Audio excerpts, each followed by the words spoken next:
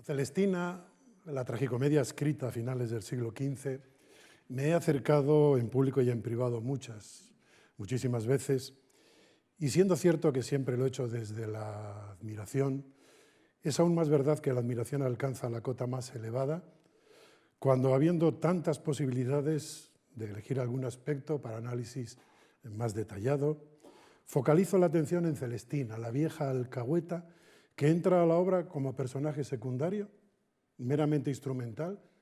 Debía prestar sus servicios para facilitar el emparejamiento de los jóvenes protagonistas y acaba atrayendo sobre sí toda la atención. Ese personaje, Celestina, me provoca al tiempo preguntas inquietantes. Estudiándola, compruebo lo acertado de aquella observación de Stephen Gilman cuando afirmaba que de la lectura de la Celestina no se sale como se entró. En mi caso anoto como principal sorpresa que estudiando a Celestina, buscando conocerla, me encuentro estudiando y conociendo a cuantos la tratan. Y entre las preguntas que me suscita destaca, y lo dejo solo anotado, aunque aquí no puedo desarrollarlo, ¿por qué un personaje cargado de tantos motivos para inspirarnos repulsa, incluso miedo? No solo no nos horroriza, sino que a nada que bajemos nuestras defensas morales y prescindamos de prejuicios, nos encontramos simpatizando con ella y con su causa. Son muchas las posibilidades de profundización en Celestina, pero me centraré en este caso en considerar por qué un personaje secundario, como es ella, roba plano a los principales y acaba convirtiéndose en protagonista. Buscaré encontrar la contestación por dos vías complementarias, tratando de identificar en un primer momento las raíces que desde dentro sostienen y explican la exuberante teatralidad con que funciona la ilustre alcahueta, y buscando iluminar en la segunda parte las manifestaciones más externas de la gran teatralidad que le atribuyo. Propongo centrarnos, pues, en primer lugar, en la consideración de algunos de los rasgos internos que avalan la categoría teatral de esta mujer. Desde luego, la seducción que ejercen sobre nosotros, su figura y su comportamiento, está sustentada en rasgos internos aún más formidables que cuantos podamos ponderar cuando en un segundo momento pasemos a glosar aspectos externos de su gran rendimiento teatral. Y puesto que no puedo ahondar en todos ellos, ni siquiera en apretada síntesis, reduciré esta intervención a casi un mero listado, señalaré aquellos que, en mi opinión, la singularizan más, la conectan más con el público, los rasgos que, en definitiva, la dotan de una teatralidad más sobresaliente. Destaco, en primer lugar, la agudeza de su ingenio que está en la raíz de su lengua intencionada y libre. En algunos casos, pocos, esa agudeza, que en lenguaje coloquial nos llevaría a decir que Celestina es un pico de oro, se aplica a asuntos sin particular relieve social. Ocurre, por ejemplo, cuando habla del vino y tras hacer de él un elogio no superado aún en lengua castellana, acaba encontrándole el importante defecto del elevado precio que tienen los buenos vinos, ya entonces, y en un tono epigramático que sabe alcanzar muy bien Rojas, remacha. Así que, con lo que sana el hígado, enferma la bolsa. Tiene facilidad Celestina para cincelar frases que pueden circular con sabor de epigramas, según apuntaba, o al menos como sentencias acuñadas con maestría, porque ingenio hay y verdad profunda, por ejemplo, en aquella afirmación suya sobre muerte y vida. Ninguno es tan viejo que no pueda vivir un año, ni tan mozo que hoy no pudiese morir. Y tiene sabor sentencioso su observación sobre los entusiasmos eróticos de las que se estrenan en el amor, después que una vez consienten la silla en el envés del lomo, nunca querrían descansar. ¿Y qué decir de aquel otro apunte suyo sobre el poder del dinero? No hay lugar tan alto que un asno cargado de oro no le suba. Son frases, sentencias, con que esta sabia en cada una de sus intervenciones se asegura atención preferente. Curiosamente, incluso dentro de la obra se hace algún comentario a esa maestría suya en el uso de la palabra. Recuérdese el comienzo del acto noveno, cuando recibe en su casa a los criados de Calisto con extremada cortesía. Oh, mis enamorados, mis perlas de oro, tal me venga el año, cual me parece vuestra venida. Provocando este comentario de Pármeno. ¿Qué palabras tiene la noble? Bien ves, hermano, estos halagos fingidos.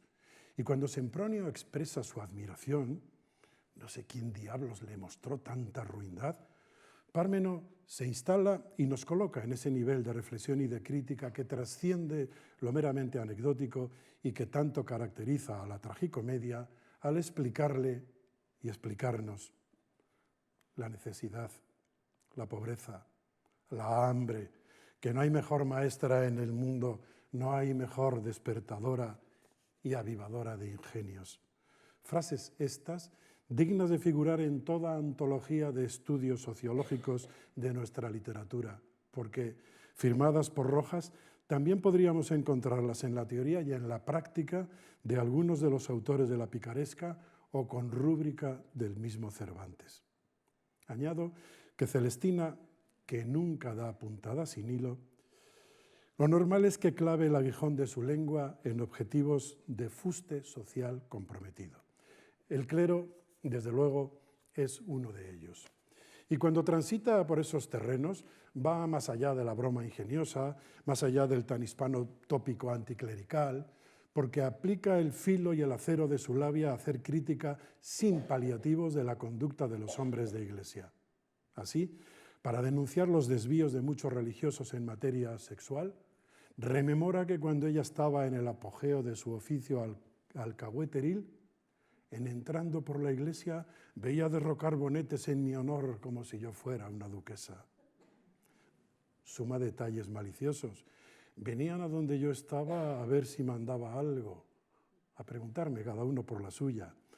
Y recuerda que hombre había que estando diciendo misa, en viéndome entrar, se turbaba, que no hacía ni decía cosa a derechas. Y cuando parece aflojar el alcance de su diatriba, dado que admite que muchos viejos devotos había con quienes yo poco medraba, y aunque no me podían ver, añade nueva maldad, pero creo que de envidia que de los otros que me hablaban. Cerrará comentarios tan satíricos, acumulando más observaciones verdaderamente cáusticas. Y muy atento Rojas a aplicar al presente el bisturí de su crítica, hará que Celestina actualice sus diatribas. Y aún todavía creo que no faltan. Atrevida la mujer que lanza esos dardos, finales del siglo XV, a institución socialmente tan poderosa.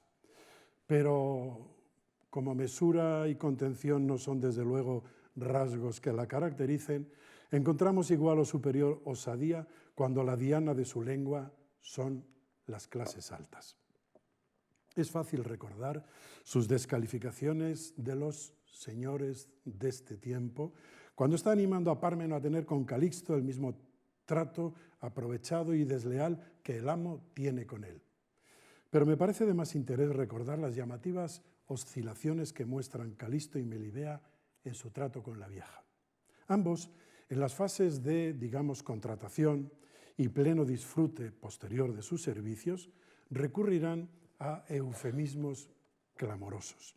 La Melibea, que en un primer encuentro, acto cuarto, la motejara de alcahueta falsa, hechicera, vieja barbuda, enemiga de honestidad, causadora de secretos hierros, pasará después a llamarla medianera de mi salud, mi fiel secretaria. Y Calisto no puntúa menos que de sus labios salieron, entre otras lindezas, reina y señora mía, a Celestina. Pero cuando Celestina sufre el fatal desenlace que conocemos, ¿cuál es la reacción de estos dos representantes de la alta sociedad? El Calisto que poco tiempo antes tan babosamente se arrastraba ante ella, sentencia ahora que la muerte de Celestina es el final más oportuno para quien con su incitación a la lujuria propiciaba tantos desórdenes morales. La vieja era mala y falsa, permisión fue divina que así acabara, en pago de muchos adulterios que por su intercesión o causa son cometidos. Conducta realmente muy distinta en Melibea.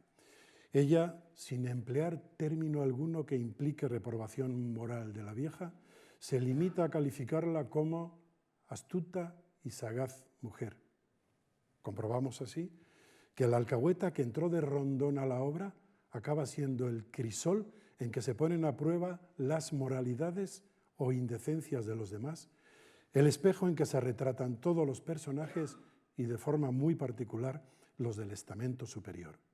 Quienes la contratan y utilizan, conforme fluctúan los acontecimientos, van cambiando sus criterios respecto a la vieja. Melibea viaja del insulto al eufemismo y después del cariño a la objetividad. Calisto, del elogio exaltado a la descalificación rotunda. Ella no. Celestina está en la obra y sale de ella como entró.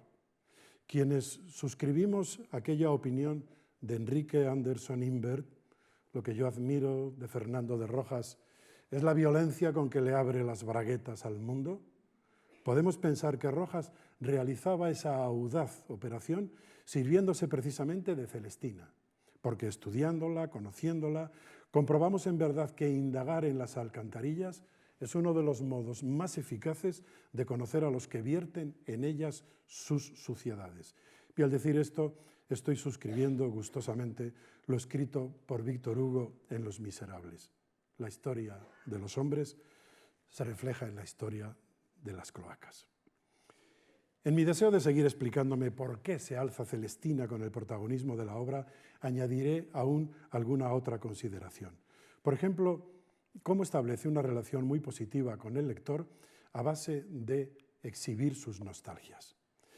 Lo hace en un tono que no es el de quien estéril y aburridamente rememora batallitas del pasado, sino de una manera bienhumorada y hasta festiva, reviviendo momentos en que fue triunfante y dichosa.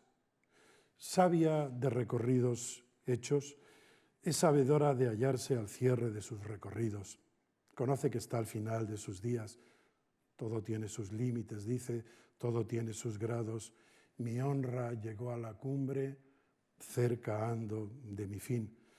Pero aunque habría motivos para la nostalgia dolorida, prefiere rescatar las alegrías. Busca y consigue simpatía, por ejemplo, cuando se ufana de haber sido buena consumidora de vinos de calidad. Y si presume de que su paladar aún puede identificar el origen de los caldos que bebe, distinto es el sabor que le viene a la boca, nos cuenta al referirse a su añoranza del sexo. Para darnos noticia de esto último, en 2 ocasiones recurre a una misma expresión.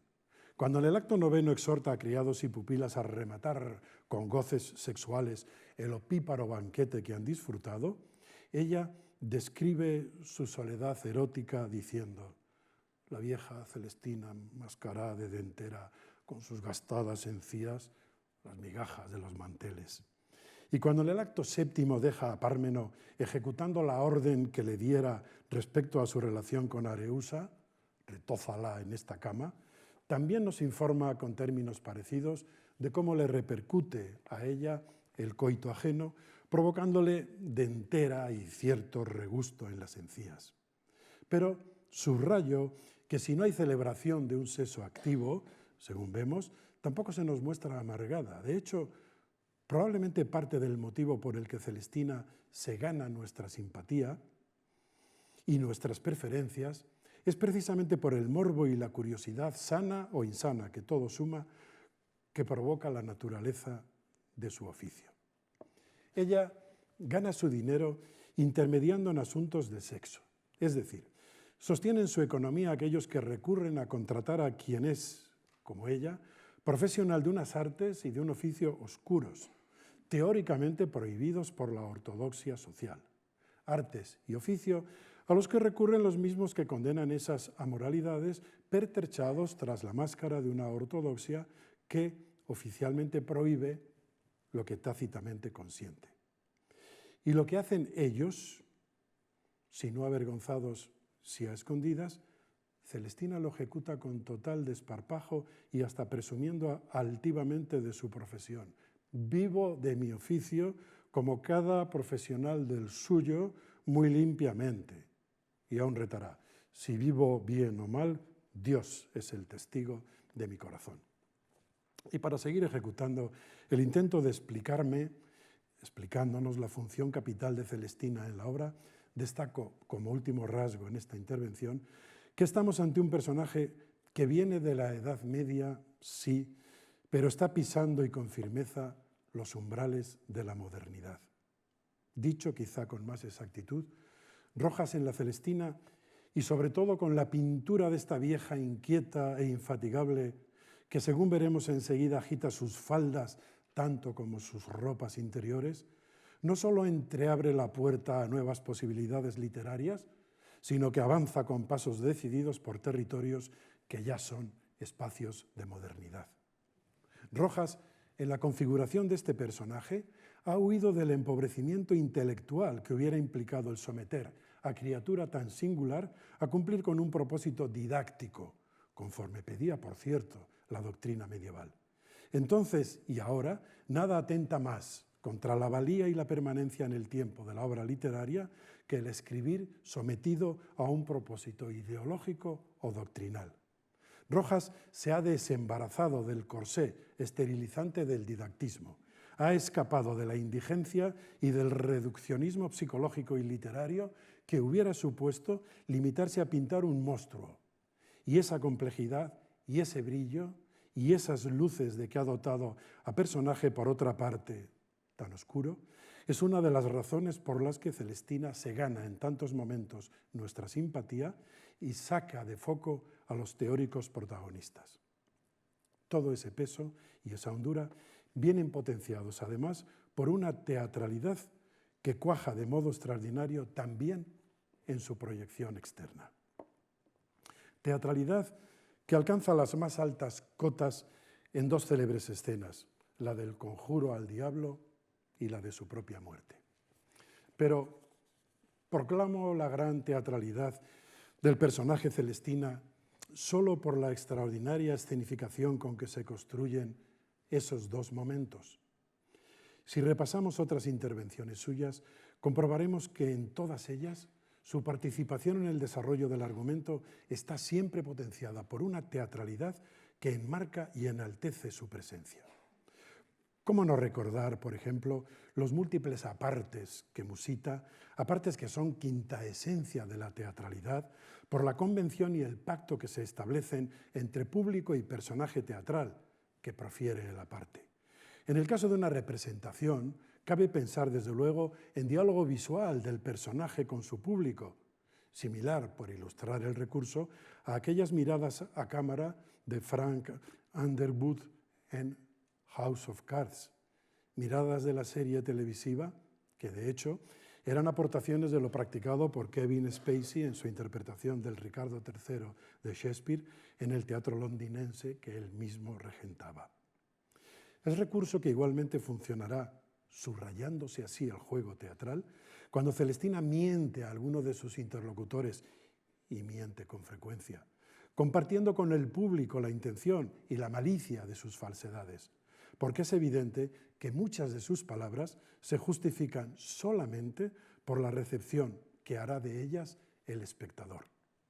¿Cómo no recordar ese importante registro que domina a la perfección, el de la ironía, que es su forma continua de tratar a Calisto, haciéndonos cómplices de un distanciamiento que nos permite burlarnos con ella de las excentricidades de aquel loco enamorado?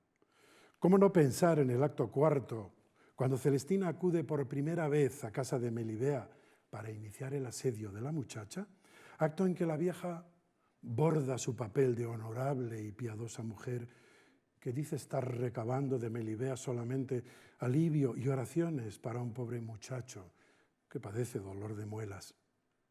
¿Cómo no traer al recuerdo su magnífica actuación en el acto séptimo, cuando la que es intermediaria de postín entre Calisto y Melibea pasa a ejercer de alcahueta entre la prostituta Areusa y el criado Pármeno, moviéndose primero por la casa de la muchacha como mujer desenvuelta que aparenta sorprenderse por el semidesnudo de Areusa y adueñándose inmediatamente del escenario, para convertirse casi en directora teatral que indica dónde deben situarse y cómo y cuándo deben actuar los distintos personajes.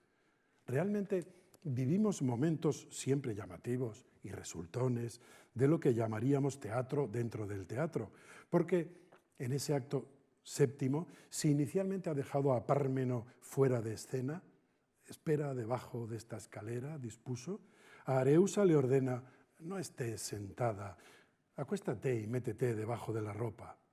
Y en ese papel de directora decide cuándo ha de comparecer el actor que esperaba su turno. Sube, hijo Pármeno, y ejerciendo esa función de autora y directora, organiza todo hasta alcanzar el clímax de la acción.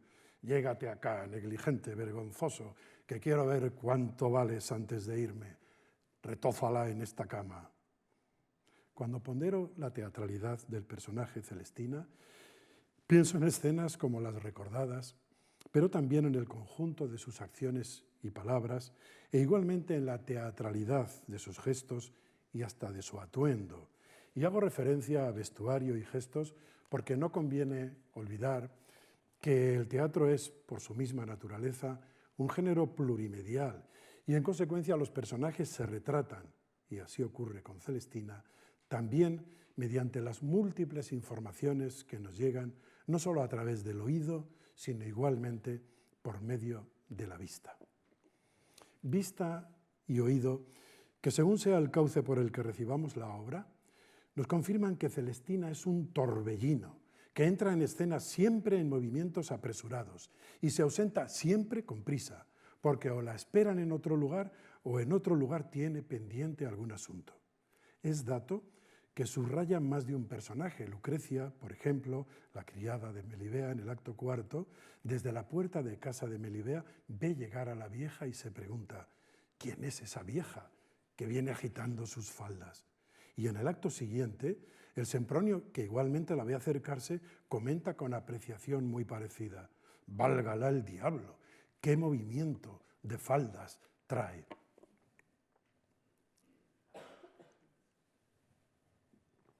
Ese nervio, esa actividad incesante de la alcahueta estuvieron, por cierto, perfectamente captadas por José Luis Gómez en su interpretación de una Celestina vivaracha, andariega, morisca.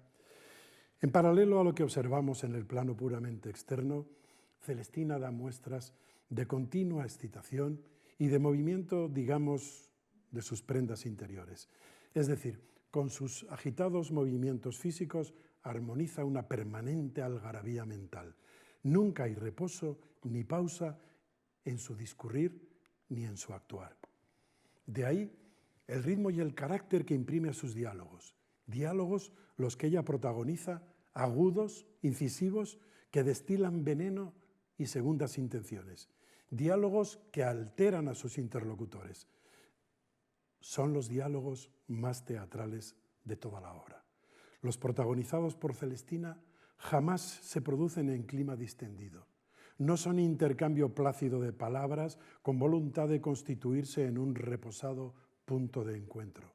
Reléanse todas sus intervenciones y se comprobará que en todas ellas, además de transmitir informaciones y efusión muy calculada de intimidades, siempre hay notable carga de dramatismo y contribución al dinamismo de la intriga.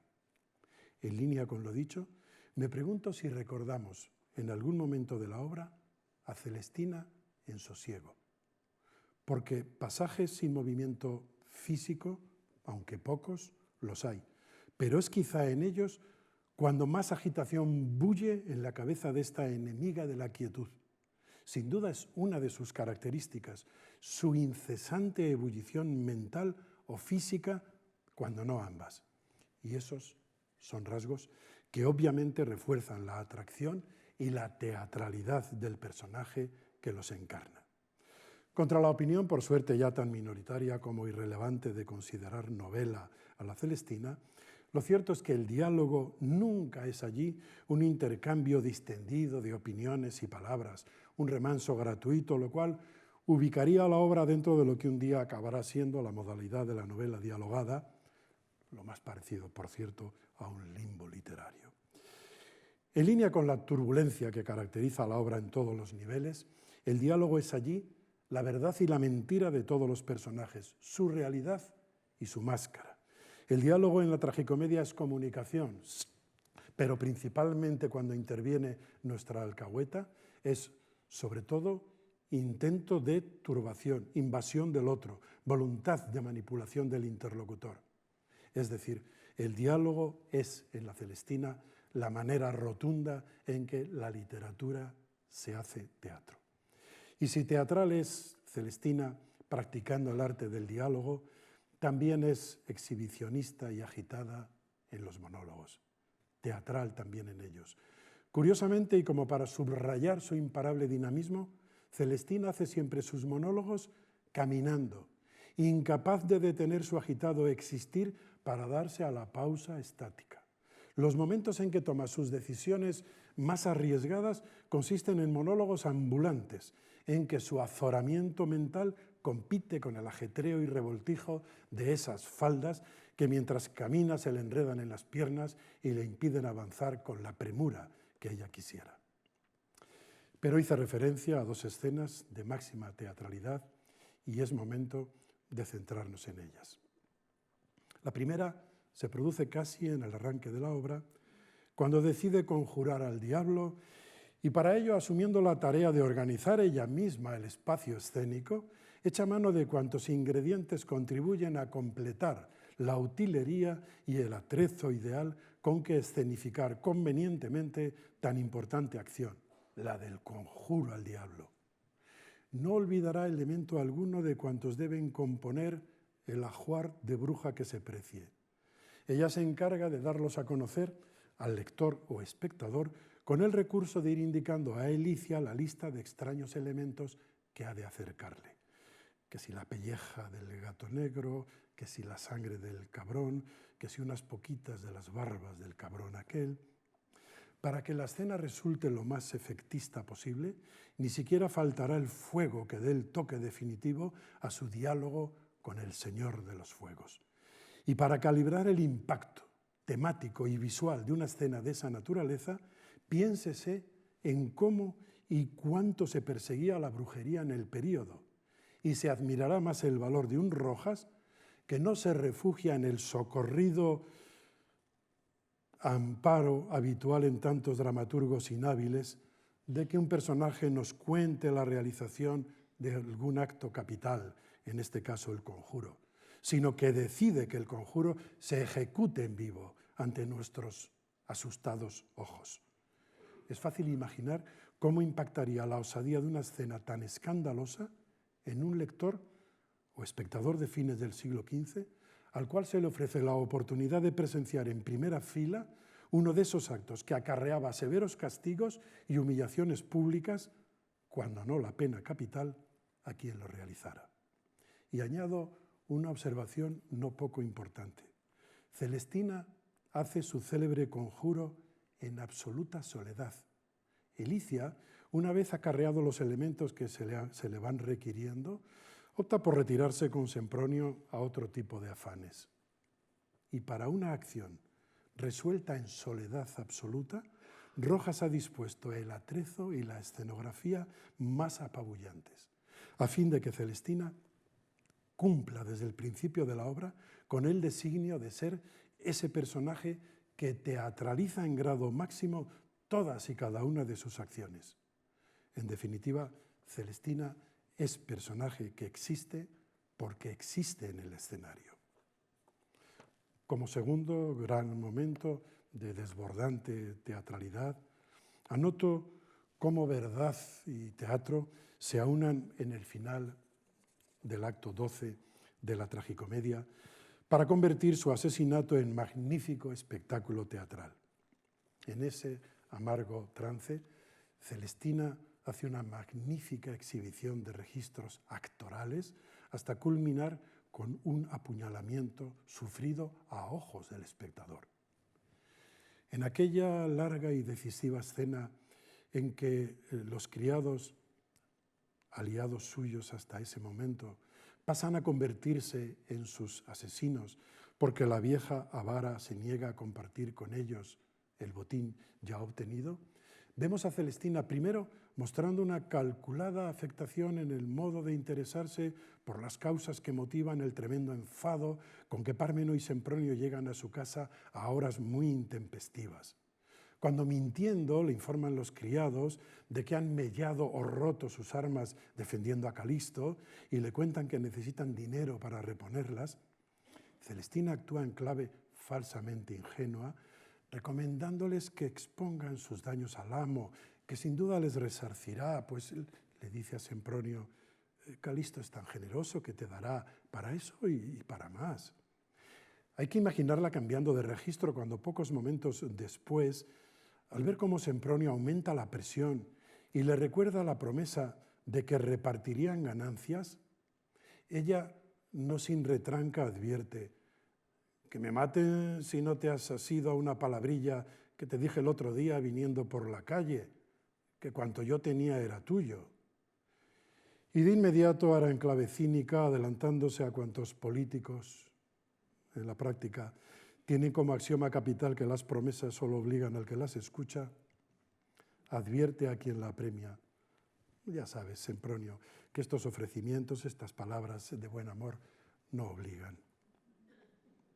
En verdad, Rojas es muy generoso regalando posibilidades de actuación teatral a su Celestina, porque a continuación, en tono que imagino es mezcla de falsa ingenuidad y de redomada astucia, intenta colar aquella historia de que la despistada de Elicia no sabe dónde ha dejado eso que le están reclamando Sempronio y Pármeno, es decir, la cadena de oro que le regaló Calisto, como si a aquel burdel en decadencia entraran a diario piezas de esa valía. Visto lo inútil de sus artimañas y cada vez más seriamente amenazada por los criados, ha de abandonar la interpretación de papeles tan variados y en la fase final de tan magnífica escena, tras la formidable exhibición actoral que nos ha ofrecido, muestra altiva su verdad más profunda, haciendo alarde de orgullo y profesionalidad al reivindicar su derecho a quedarse con el total de las ganancias, con argumento en verdad brillante. Esto tengo yo por oficio y trabajo, vosotros por recreación y deleite, les recuerda, y en consecuencia no habéis vosotros de tener igual galardón por divertiros que yo por sufrir. Es claro que si Rojas ha decidido que Celestina luzca máxima teatralidad en tantas comparecencias anteriores, no iba a restarle posibilidades de lucimiento teatral en el desenlace. Y contrariando los usos del teatro clásico, que evitaba acciones truculentas y el derramamiento de sangre a ojos del espectador, la hace morir en apuñalamiento ejecutado en directo, agresión que se acompaña de los gritos de Celestina, unos pidiendo ayuda humana y otros, los últimos, buscando alivio en lo religioso, que hasta 3 veces pide confesión, prolongando así sobre el escenario la agonía con que se ensañan los asesinos. Lo visto en estas 2 escenas, sumado a las observaciones anteriores, nos refuerza la convicción de que Celestina encarna magníficamente esa verdad, de que el personaje teatral muchas veces se caracteriza por la brillantez del gesto, por no decir que en tantas ocasiones el personaje teatral es el gesto. Y dando por cierto que el buen autor teatral escribe no en el gabinete del literato, sino sobre el escenario, comprobamos que Celestina es criatura que justifica de continuo su existencia sobre las tablas. Celestina es en el escenario, vive para y por los espectadores. Ocurre, eso sí, que algunos autores, los elegidos, consiguen crear personajes geniales pese a la penuria de recursos de que disponen para caracterizarlos. Recuerdo una de las brillantes afirmaciones de Alonso de Santos en su Manual de Teoría y Práctica Teatral. La esperanza de vida de un ser humano es de 70 a 80 años. La de un personaje teatral, 2 horas. Tiempo en que realiza sintetizando toda su existencia. Y pese a esa importante limitación, unos pocos son capaces de dotar a algunos personajes de un trasfondo intelectual, moral o psicológico que va mucho más allá del gesto. Solo algunos, en otras palabras, consiguen crear grandes personas creando grandes personajes. Nuestra vieja, a no dudarlo, es uno de esos casos, vista la hondura que existe tras las exterioridades de su magnífica teatralidad. Y en esa función de efectividad escénica y de grandeza interior está explicado el resultado final en que consiste la extraordinaria creación literaria y humana que es Celestina. Porque un personaje cuya teatralidad fuera exclusivamente externa sería una creación de vuelo corto. Puede entretener al receptor, pero con toda certeza se tratará de un producto de éxito pasajero. Tenemos, por cierto, un buen ejemplo en la misma tragicomedia. Pienso en Centurio, el rufián al que recurre Areusa a partir del acto 15 de la obra para dar un serio escarmiento a Calisto. Al servicio de la acción principal entra a la obra para una gestión secundaria, como por cierto ocurría en el caso de la alcahueta. Y mientras Centurio está en escena, atados a su bravuconería, riendo con sus fantasmadas, es imposible apartar la vista de él, desconectar de su figura tan eficaz teatralmente como sobrecargada. Nos distrae, nos sorprende, pero cuando desaparece ni ha sembrado inquietudes ni da pie a ninguna reflexión. Tiene la eficacia de un buen chiste. Nos hace gracia, pero no motiva reflexión que dure un segundo más que la risa que provocó. Es decir, todo lo contrario de lo que sucede con Celestina. Tras esta exposición mínima de algunos de los motivos que pueden dar validez a mi observación de que el personaje Celestina, teóricamente gran secundaria, se ha encaramado por méritos propios a papel principal, no creo que sea necesario aclarar los términos que aparecen en el título de esta charla, la secundaria que robó plano. Anoto como información complementaria que su salto al frontispicio de la obra ocurrió por primera vez, en cuanto a realidad impresa, en la traducción francesa de 1527 y entre nosotros en la edición de Alcalá en 1569, sin olvidar que los humanistas Juan Luis Vives y Juan de Valdés ya citan la obra con la denominación de Celestina. Algunas de las causas de ese apoderamiento es lo que con la mejor voluntad he querido ir compartiendo en estas reflexiones. Está claro que Rojas fue dando cancha cada vez más generosa al personaje de una alcahueta cuya grandeza humana y teatral termina haciendo demasiada sombra a la pareja de enamorados que, destinados a protagonizar el argumento, a la postre se ven reducidos a ilustres acompañantes de una protagonista que, sospecho, no había sido planificada como tal. Y una consecuencia del crecimiento tan desmesurado del personaje, que con toda posibilidad se concibió solo como excelente secundaria, es que al prescindir de ella, cuando aún resta bastante desarrollo argumental, al hacer eso, Rojas ha cometido un grave error de construcción. Porque lo cierto es que una vez que ese personaje crece exageradamente y, por así decirlo, se le va de las manos, Rojas no es capaz de variar la estructura de la pieza. El fallo constructivo se acusa particularmente cuando asistimos a una representación. Muerta Celestina, desaparecida de ese escenario del que se había enseñoreado, decae la tensión y pese a la intensidad y la relevancia de las confesiones de Melibea en el acto 20, y a pesar de la hondura y la provocación que supone el tremendo planto de Pleberio en el 21, el argumento desde el acto 12 se estira hacia el desenlace con plomo en las alas. Está claro que, como en el caso del Tenorio, el personaje Celestina explica, potencia, condiciona la teatralidad de cuanto ocurre en las tablas. Y por eso ella, como Juan Tenorio, se ha convertido en uno de los pocos pero extraordinarios arquetipos que la literatura española ha colocado como magníficas metopas en el friso del teatro universal, con la particularidad de que nuestra ilustre vieja no nació como primera figura del cartel.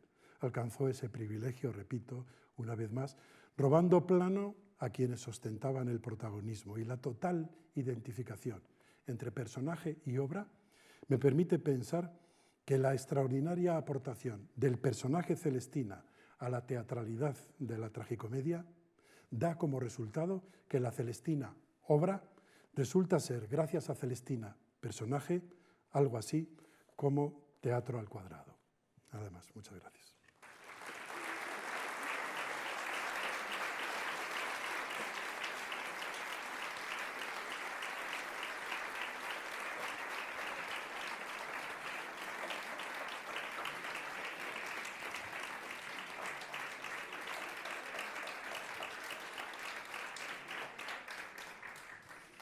Con nosotros ahora, Julia Gutiérrez Cava.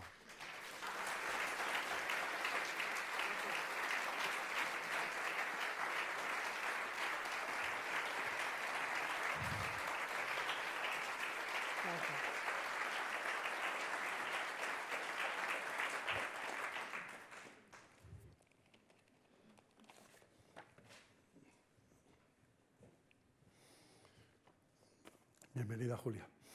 Como hemos venido viendo, Celestina es uno de los personajes más complejos y atractivos de la literatura española. El rasgo que más la connota, sin duda, es su brujería, su hechicería, su cercanía y su contacto con fuerzas oscuras. Pero esa verdad puede hacernos olvidar otras y muy grandes habilidades de Celestina. La principal, su maestría para decir en cada situación y a cada personaje la palabra justa, sobre todo cuando se trata de halagar, de seducir, para disponer a su favor a las personas cuya colaboración necesita. Por ejemplo, a Pármeno, el joven criado de Calisto, que inicialmente se resiste a entrar en su juego, en el juego de Celestina. A ese Pármeno, qué mejor que hablarle como adolescente que es, con el cual los diminutivos ayudan a tender un magnífico puente. Bobito, loquito, angelico, perlica, simplecico, pucheritos en tal gestico. Llégate acá, putico, que no sabes nada del mundo ni de sus deleites. Más rabia mala me mates si te acerco a mí, aunque vieja. Que la voz tienes ronca, las barbas te apuntan. Mal sosegadilla debes tener la punta de la barriga. Y si Pármeno reconoce como cola de alacrán, ya tiene Celestina expedito el camino para ofrecerle a Areusa. Y como comprueba que al mozo le excita el ronroneo con lo erótico, le habla más a fondo del tema y como a un alumno muy interesado le explica intríngulis del sexo y teorías del amor, animándole y adoctrinándole para su disfrute. No te aísles ni amargues. El deleite es con los amigos contar las cosas de amores y comunicarlas. Esto hice, esto otro me dijo, tal broma hicimos, de tal manera la tomé, así la besé, así me mordió, así la abracé, así se allegó. Oh, qué gracia, oh, qué juegos, qué besos. Vamos allá, volvamos acá. Ya va la misa, mañana saldrá. Rondemos su calle. Mira su carta, vayamos de noche. Tenme la escalera, aguarda la puerta. ¿Cómo te fue? Mira el cornudo, solo la deja. Y para esto, Pármeno, ¿hay deleite sin compañía? Este es el deleite, que lo otro mejor lo hacen los asnos en el prado. A Areusa, Celestina no necesita camelarla, ni con asuntos de sexo ni con dádiva alguna, porque, aunque joven, es muchacha muy vivida y es tan lista que vende su producto casi tan bien como la propia Celestina. Pero nadie le amarga un dulce, y cuando Celestina tiene que proponerle que tenga sexo con Pármeno, poco le cuesta llenarla de halagos, y como la muchacha semidesnuda está en la cama, la situación se presenta particularmente propicia. Ay, cómo huele toda la ropa cuando te mueves. Es cierto que todo está perfecto. Siempre me encantaron tus cosas y hechos, tu limpieza y compostura. Ah, qué fresca estás. Ah, bendígate Dios. qué sábanas, qué colcha, qué almohadas y qué blancura. Perla de oro, verás si te quiere bien quien te visita a tales horas. Déjame mirarte toda mi voluntad, que gozo. Sin preocuparle aparentar lesbianismo, su lengua y sus manos avanzan en la dirección oportuna. Bendígate Dios y San Miguel Arcángel, y qué gorda y fresca que estás. Qué pechos y qué gentileza. ¡Ah! Por hermosa te tenía hasta ahora viendo lo que todos podían ver, pero ahora te digo que no hay en la ciudad 3 cuerpos tales como el tuyo en cuanto yo conozco. No parece que tengas 15 años. ¡Oh! ¿Quién fuera hombre y tanto favor alcanzara de ti para gozar tal vista? Mira que no seas avarienta de lo que poco te costó. No seas el perro del hortelano. Y pues tú no puedes de ti misma gozar, goce quien puede. No escasean tampoco los halagos a Melibea. Celestina sabe que el elogio predispone y mucho al interlocutor y con piropos suaviza asperezas y hace más difíciles las negativas de la muchacha. En su primer encuentro con Melibea, este es el tono. Oh, angélica imagen, oh perla preciosa y como te lo dices, gozo me toma en verte hablar. Ese derroche de palabras tan dulces es el puente apropiado para hacer llegar a Melibea la noticia de los deseos de Calisto. Doncella graciosa y de alto linaje, tu suave habla y alegre cara, justo con las generosas disposiciones que muestras con esta pobre vieja, me dan osadía a te lo decir. Yo dejo un enfermo a la muerte, que con sola una palabra de tu noble boca salida que la lleve metida en mi seno, tiene por fe que sanará, según la mucha devoción que tiene en tu gentileza. Y cuando es razonable dudar si su encuentro con Melibea tendrá o no el resultado apetecido, la sabia alcahueta retomará el camino de las alabanzas. El temor perdí, señora, mirando tu beldad, que no puedo creer que en balde pintase Dios unos rostros más perfectos que otros, más dotados de gracia, más hermosas facciones, sino para hacerlos almacén de virtudes, de misericordia, de compasión, representantes de sus mercedes y dádivas, como a ti. Con solo estos pocos textos que hemos oído, está claro que Celestina no es únicamente esa mujer oscura que puede llamar hermano al demonio y hacer un pacto con él. Es también la inteligente manejadora de tantos y tantos personajes proponiendo y predicando sexo y amor. Cuando Melibea acaba confesándole directamente sus sentimientos y le pregunta, ¿cómo dices que llaman a este mi dolor que así se ha enseñoreado de lo mejor de mi cuerpo? La vieja sabia le explica. Amor dulce. Y como si fuese la mejor discípula de Petrarca, le define así en qué consiste lo nombrado. El amor es un fuego escondido, una agradable llaga, un sabroso veneno, una dulce amargura, una deleitosa dolencia, un alegre tormento, una dulce y fiera herida, una blanda muerte. Cuánta cortesía, cuánta delicadeza. Pero Celestina, ya comenté, es compleja, de múltiples facetas, y quien así habla a Melibea, porque así le convenía hablar en ese momento, puede cambiar radicalmente el tono, y cuando tiene que animar al acobardado Pármeno para que tenga relaciones sexuales con Areusa, este es su tono. Llégate acá, asno.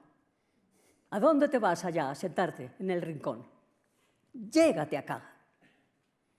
Negligente, vergonzoso, que quiero ver cuánto vales antes de irme. Retózala en esa cama. Y en línea con esa brusca franqueza, no duda en confesar que la actividad sexual ajena aún le causa a ella gran alteración.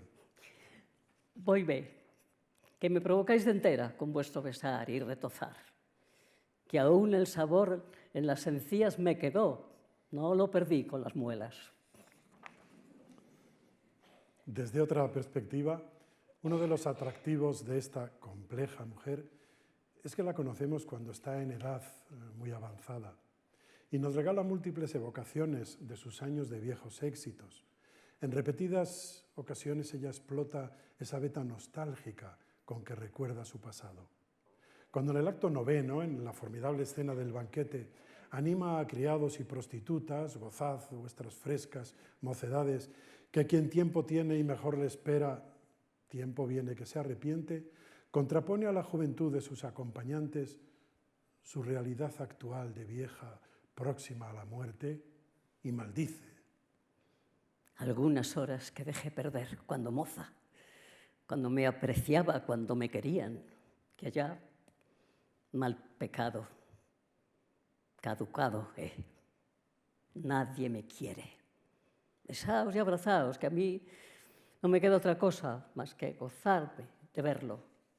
Y la vieja Celestina, mascarada de entera con sus gastadas encías, las migajas de los manteles.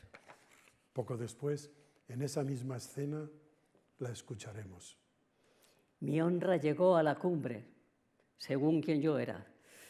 De necesidad es que disminuya y abaje, cercando de mi fin. En esto veo que me queda poca vida. Pero bien sé que subí para descender, florecí para secarme, gocé para entristecerme, nací para vivir, viví para crecer, crecí para envejecer, envejecí para morirme. Y tiene motivos la ilustre vieja para añorar pasados tiempos de esplendor. Rescata en concreto algunos datos. Evoca así, con orgullo, la calidad de las pupilas del burdel que regentaba. Todas me obedecían, todas me honraban, de todas era respetada, ninguna me desobedecía. Lo que yo decía era lo bueno, a cada cual daba su paga. No escogían sino lo que yo les mandaba, cojo o tuerto o manco, aquel tenían por sano que más dinero me daba. Mío era el provecho, suyo el afán. Y recuerda, por cierto, quiénes eran los que contribuían particularmente a su negocio. Clérigos de todas las dignidades, desde obispos a sacristanes. Al entrar a la iglesia veía saludos reverenciales en mi honor, como si yo fuera una duquesa. El que menos tenía que negociar conmigo, por más ruin se tenía. Desde media legua que me viesen, dejaban de rezar las horas, de uno en uno y de dos en dos venían a donde yo estaba. A ver si mandaba algo, a preguntarme cada uno por la suya. ¿Qué hombre había que estando diciendo misa, en viéndome entrar se turbaba, que no hacía ni decía cosa a derechas? Admite, eso sí, que muchos viejos decentes había,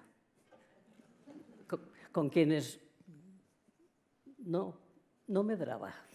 pero le pierde la malicia y rápidamente puntualiza. Pero creo que era de envidia de los otros, y que me hablaban. Como la que le decía era grande, pues había de todos, unos muy castos, otros que tenían encargo de mantener a las de mi oficio, y no sé, y aún todavía creo que no faltan. Los recuerdos de nuestra vieja tienen la maliciosa intención de exponer lacras del clero, pero con la misma intensidad se recrea recordando los beneficios materiales con que le obsequiaban esos clientes. Aquellos curas enviaban sus mozos a que me acompañasen y apenas era llegada a casa, cuando entraban por mi puerta muchos pollos y gallinas, enormes gansos y patos, perdices, tórtolas, perniles de tocino, tortas de trigo, lechones. Cada uno, según lo recibía de aquellos diezmos de Dios, así lo venía inmediatamente a registrar para que comiésemos yo y aquellas sus devotas. Pues vino no me sobraba. El vino, santa palabra.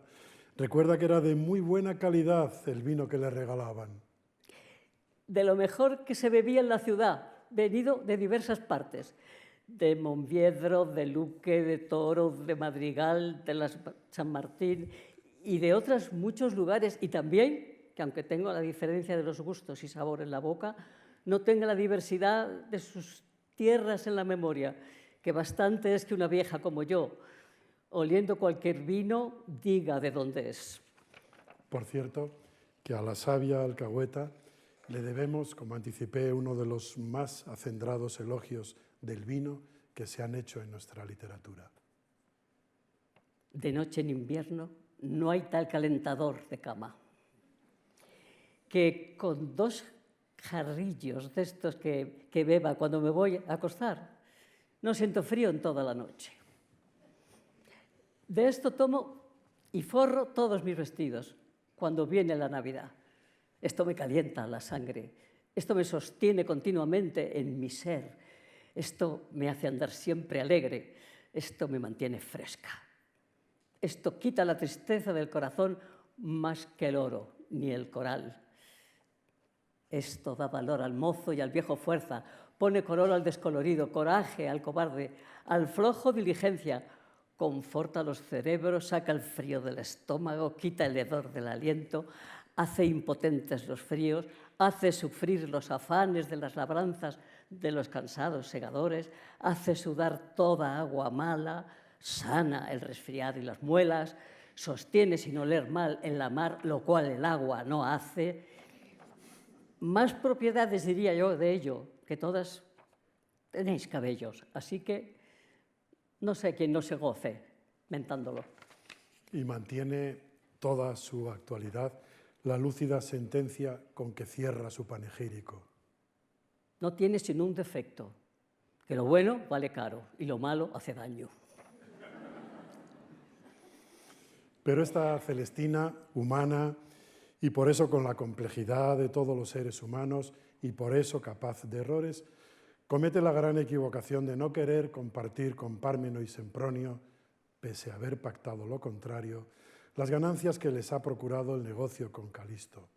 Sempronio la insultará, oh codiciosa y avarienta garganta, y es esa avaricia la que le lleva a ser acuchillada por los criados.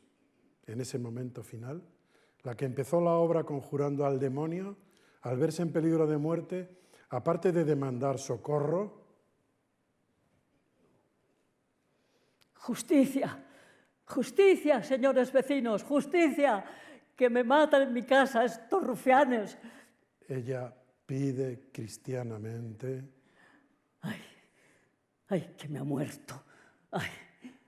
¡Ay, ay! ¡Ay, confesión! ¡Confesión! Ese es el final de la gran persona y el gran personaje que es Celestina, acuchillada pidiendo confesión. Pero subrayemos que ella, que siempre se ha movido en terrenos oscuros, altiva y orgullosa, en ningún momento se avergüenza o se arrepiente de su profesión. Muy al contrario, incluso presume de ella. A Sempronio pudo gritarle: ¿Qué pensabas, Sempronio? ¿Habíame de mantener del viento? ¿Heredé otra herencia? ¿Tengo otra casa o viña? ¿Conócesme otra hacienda distinta de este oficio, del que como y bebo, del que visto y calzo? En esta ciudad nacida, en ella criada, manteniendo honra como todo el mundo sabe, conocida pues no soy. A quien no supiere mi nombre y mi casa, tenle por extranjero. Y momentos antes de ser acuchillada, por quien había sido su cómplice, justificará su avaricia diciéndole: Sempronio, ¿me quitaste tú de la putería? Calla tu lengua, no hagas de menos mis canas, que soy una vieja cual Dios me hizo, no peor que otras. A quien no me quiere, no le busco. De mi casa me vienen a sacar. En mi casa me ruegan. Déjame en mi casa con mi suerte. Admiración, susto y rechazo. Esa es la mezcla que define nuestra reacción de simpatía y horror hacia Celestina en cada relectura de la obra. En cada ocasión descubriremos más sabiduría, más claroscuros, o sea, más humanidad. Y admiraremos esa profesionalidad de la que ella orgullosamente presume. Vivo de mi oficio como cada profesional del suyo, muy limpiamente. Si bien o mal vivo, Dios es el testigo de mi corazón. Y Rojas no juzga a Celestina, quizá más exactamente, no la condena. Le permite retar a toda la sociedad proclamando que solo rinde cuentas ante Dios. Eso hace Celestina, la que, según recordaba al comienzo, en uno de los momentos más intensos de la obra, sembrando dudas sobre si es bruja o hechicera, invoca directamente al demonio en el más célebre conjuro que se haya escrito en nuestra lengua, pidiéndole que envenene las madejas de hilo que le servirán de excusa para entrar en contacto con Melibea. Ese conjuro marca a Celestina desde el arranque de la obra y nos anuncia que vamos a vernos con una de las creaciones más formidables de nuestra literatura. Cierre este célebre fragmento el placer de haber escuchado los textos de Rojas en la voz y en la interpretación de Julia Gutiérrez Cava.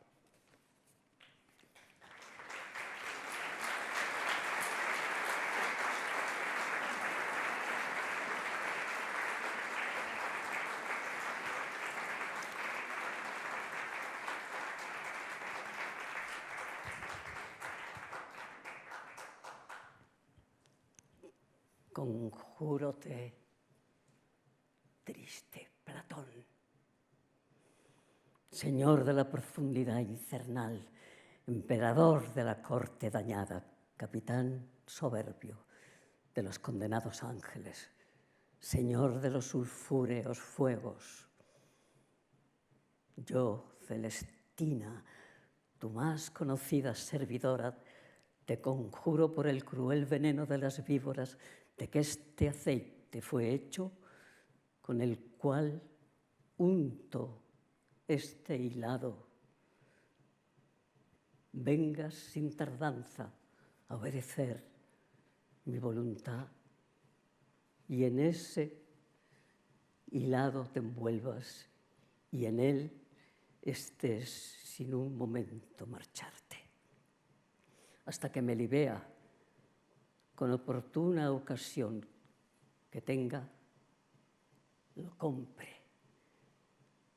y en él de tal manera quede enredada que cuando más lo mire, tanto más su corazón se ablande a conceder mi petición y se le abras y lastimes de cruel y fuerte amor de Calixto, tanto que, despedida toda honestidad, se descubra a mí y me galardone mis pasos y mensaje. Y esto hecho, pide y demanda de mí a tu voluntad. Si no lo haces, heriré con luz tus cárceles tristes y oscuras. Acusaré cruelmente tus continuas mentiras. Apremiaré con mis ásperas palabras tu horrible nombre. Y otra vez te conjuro. Y así, confiando en mi mucho poder, me parto para allá con mi hilado, donde creo te llevo ya envuelto.